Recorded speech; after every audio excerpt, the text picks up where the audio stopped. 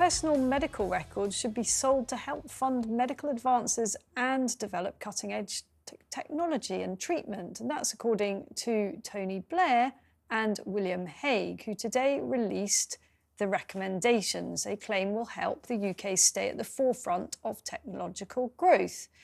Their plans would see the NHS establish a separate commercial arm that would flag access to anonymous patient records in return for investment in services and medical innovation. However, sadly, previous NHS data sharing schemes, like the recent contract with US spy tech firm Palantir, have raised serious concerns about confidentiality.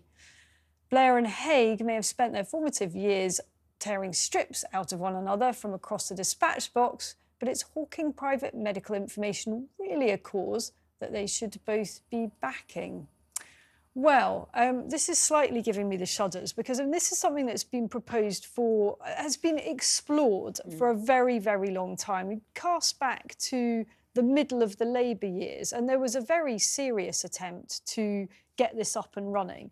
And the kind of good reason to do it is because there is no other country in the world that has the rich data resource that we have of patient records. Because there is no NHS anywhere else in the world, there is no centralised system with a population of this size. We have the best cache of medical data on the planet, and that is worth an enormous amount of money. I mean, even a tiny fraction of it would be worth an absolute fortune. So you can see the case for it. And when I'm talking about money, that's money that would go to our government to invest, presumably, in making the NHS better, and money that would be paid by companies to actually do more clinical research to make treatments better. So it sounds like a win-win. The problem is this government and all previous administrations in the time that I've reported on politics, so 20-odd years, something like that, have proven utterly incapable of actually managing the required systems. So likely many billions of pounds would be spent, and I mean billions, trying to make this into a successful scheme, and it would all end in tears and people resigning and lots of inquiries by the National Audit Office. I completely take your point, Isabel, and of course the biggest waste of money the government's ever done was an NHS tech scheme that they spent, like you said, literally billions on and ended up getting absolutely nowhere with it. However, surely it's very defeatist to say because the government messes things up, we shouldn't allow the government to give it a shot. Because, as you said, the value of this data is so extraordinary and is going to get more and more valuable. Yeah. As global populations get older and older, and the desire to find